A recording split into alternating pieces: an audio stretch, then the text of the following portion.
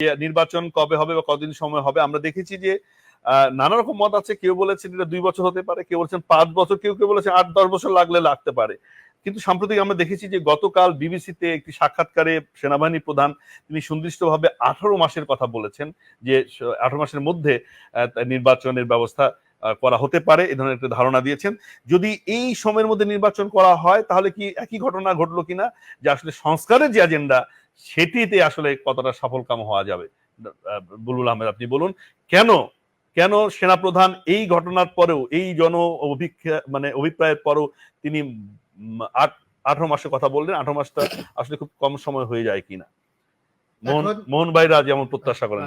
এটা হচ্ছে যে কাজ করছেন তারা, প্রধান উপদেষ্টার সাথে নিয়মিত বৈঠক হচ্ছে, সেখানে কি ধরনের কর্ম পরিকল্পনা তারা নিচ্ছেন বা আলোচনা করছেন, যেটা এখনো প্রকাশযোগ্য হয়নি, হয়তো তারা প্রাথমিক আলোচনা করছে, সেখানে হতে পারে তাদের এমন একটা গাইডলাইন তাদের সামনে এসেছে যে 18 মাসের মধ্যে হয়তো সম্ভব।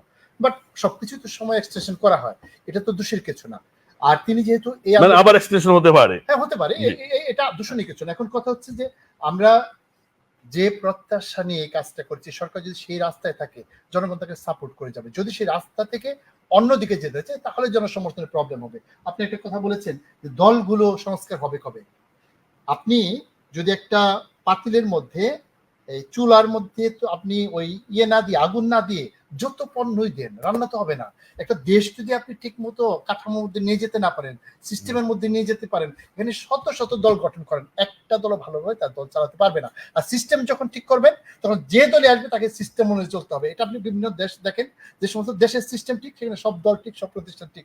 যে সমস্ত দেশের সিস্টেম ঠিক নেই সেখানে সবই এলোমেলো। সুতরাং আপনি কোনটা আগে দিবেন, সেই অগ্রবর্তী যে পয়েন্ট সেটাকে যদি চিহ্নিত করতে না পারেন, বারবার আপনি ভুলের চূড়াবালিতে ডুবে যাবেন। জি বুল ভাই, আমি একটু কথা বলি, আলোচনার স্বার্থে কথা বলতে চাই। যে আপনি বলেছেন যে সিস্টেম ঠিক করতে হবে, আইন কানুন আমাদের পরিবর্তন হতে হবে, নতুন সংবিধান পরিবর্তন করতে হবে, আমাদের নতুন নতুন আইন আনতে হবে, সে কথাও মোহন ভাই বলছেন। আমার প্রশ্ন হচ্ছে যে আমাদের যতটুকু আইন আছে, যা কিছু এর আগে করা হয়েছে, সেটিও কিন্তু অনেক সময় আন্দোলনের ফসল হিসেবে এসছে। সেগুলো কি আমরা বাস্তবায়ন করতে পেরেছি? ফলে সিস্টেম আনলেন, আপনি আইন আনলেন, আপনি মেশিন আনলেন, মিনস আনলেন, কিন্তু ম্যানটাকে পরিবর্তন করতে পারলেন না। তাহলে সেক্ষেত্রে কতটা পরিবর্তন হবে, সুফল আসবে? জি বলুন। খেয়াল করুন যে 2001 সালে পাবলিক পরীক্ষা হঠাৎ করে নকল উধাও। তার আগে দেখেছি মানুষ, আপনি অভিভাবক সচেতন না হলে নকল বন্ধ হবে না, শিক্ষকরা সচেতন না হলে অভিভাবক বন্ধ হবে, কত নীতি বাক্য। বাট রাতারাতি বন্ধ হয়ে গেল কেন? মাথা ঠিক সব ঠিক। এখন সিস্টেম যদি আপনি চেঞ্জ করেন, সেই সিস্টেম বলা থাকবে সংবিধানে, আপনি বলছেন এটা করা যাবে না, না করলে কি হবে সেটা বলা নেই। আইন বানাচ্ছেন, বজ্র আটনি ফসকায় গেল, সেই আইন যার হাতে ক্ষমতা সে অমান্য করলে কিছুই হবে না। আর যে তার বিপক্ষে যাবে সে অমান্য করুক বা না করুক, মিথ্যা সাক্ষী দিয়ে তাকে জেলে ঢুকিয়ে দেবেন, বিনা অন্যায় তাকে শাস্তি দিবেন। এই সিস্টেমের যে প্রবলেম। সুতরাং সংবিধান তো পরিবর্তন যদি না করা হয়, আপনি দেখেন এই সংবিধান দেখে আমাদের একজন যিনি স্বাধীন মালিক তিনি বলেছেন যে 72 সংবিধান অত্যন্ত চমৎকার একটি সংবিধান। এই 72 সংবিধানে 73 কি হয়েছিল, 74 কি হয়েছিল, সেই সংবিধানকে সুরক্ষা দিতে পেরেছে? সেই সংবিধান তো সুরক্ষা দেয়নি, এটা প্রমাণিত। সুতরাং আমাদের সেই সংবিধান প্রণয়ন করতে হবে যেটা সুরক্ষা দিবে, জনগণের স্বার্থ রক্ষা করবে। জি, আমার প্রশ্ন যে সেটি সে জায়গায় আসলে থেকে গেল। মোহন ভাই, আপনার কাছে আসতে চাই যে আলোচনা আমরা প্রায় শেষের দিকে, যে আলোচনাটি একটু করে এসেছিল, যে সামনে যদি নির্বাচন হয়, এই নির্বাচনে আওয়ামী লীগকে অংশগ্রহণ করতে দেয়া বা না দেয়া নিয়ে এক ধরনের আমরা বিতর্ক দেখছি, যে পরাজিত শক্তি, ফ্যাসিস্ট শক্তিকে আসলে নির্বাচনে অংশগ্রহণ করতে দেয়া উচিত হবে না, এবং তাদের সাথে আমরা এর মধ্যে কোনো রকম গেস্টার দেখিনি যে বর্তমান সরকার তাদের বসছে বা ডাকছে, সামনে নির্বাচন কমিশন তাদের ডাকবে কিনা, আওয়ামী লীগ আসলে নির্বাচন করতে পারবে কিনা বা তাদেরকে করতে দেওয়া উচিত কিনা বলে আপনি মনে করেন? ধন্যবাদ। তার আগে আমি একটা ছোট্ট পয়েন্ট বলি যে সেনা প্রধান ওয়াকারুজ্জামান জেনারেল, উনি কিন্তু যে 18 মাস পরেই নির্বাচন হবে বলেন নাই, হতে পারে, আবার নাও পারে। সুতরাং একটি টাইম ফ্রেমের কথা উল্লেখ করেছেন এই প্রথম, না এই প্রথম টাইম ফ্রেম, এটা আমার একটা মানে আঞ্চ আর কি, যে ইউনূস সাহেব জাতিসংঘে যাওয়ার আগে সেনা প্রধান তার সাথে দেখা করেছিলেন, সৌজন্য সাক্ষাৎ, সেখানে বোধহয় তাদের কোনো আলোচনা হতে পারে, কারণ he is a part of government এখন বর্তমানে সেনাপ্রধান, যে আপনি একটা কিছু বলেন, অন্তত আশ্বস্ত হোক যে নির্বাচন হবে, পরে দেখা যাবে কি হয়। যা কিছু ভিতরের ব্যাপারে আমি বাইরে থেকে বললাম। আওয়ামী লীগের ব্যাপারটা, আওয়ামী লীগের অবস্থা এখন 71 পরবর্তী মুসলিম লীগ জামাত ইসলামের মতো হয়ে গেছে। নামটা উচ্চারণ করা যায় না। 75-এ কিন্তু এটা হয় নাই। 75-এ বঙ্গবন্ধু হত্যার পরে আওয়ামী লীগ খুব নির্জীব অবস্থায় ছিল, কিন্তু 76-এ যখন ওই পিপিআর এর অধীনে দলগুলো পুনর্জীবিত হইতে থাকলো, আওয়ামী লীগ তো আর তখন ছিল না, বাকশাল ছিল তখন। ওই মৃত বাকশালকে আর জীবিত করার চেষ্টা কেউ করে নাই আওয়ামী লীগের। শেখ মুজিবুর রহমান জীবনে একটা মাত্র দল প্রতিষ্ঠা করছে, সেটা হচ্ছে বাকশাল, অন্য কোনো দল সে প্রতিষ্ঠা করে নাই।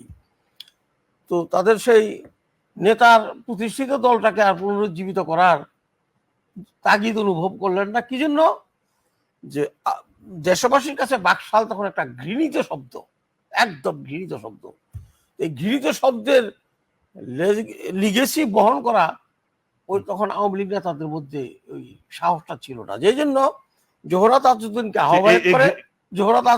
আহ্বায়ক করে আওয়ামী লীগ নামেই রেজিস্ট্রেশন নিতে হলো সায়েম জিয়া সরকারের কাছ থেকে। হ্যাঁ, এখন এই বর্তমানে আওয়ামী লীগের যে অবস্থা, আওয়ামী লীগ তার নতুন দল করতে পারবে না, সেই শক্তি তার নাই, তার সবাই পালিয়ে গেছে। তখন তো একমাত্র শেখ মুজিবুর রহমান, তার পরিবার সহ একজন সদস্য শেখ মনির সেনিয়াবাদ নিহত হয়েছিলেন, আর সবাই তো দেশে ছিলেন।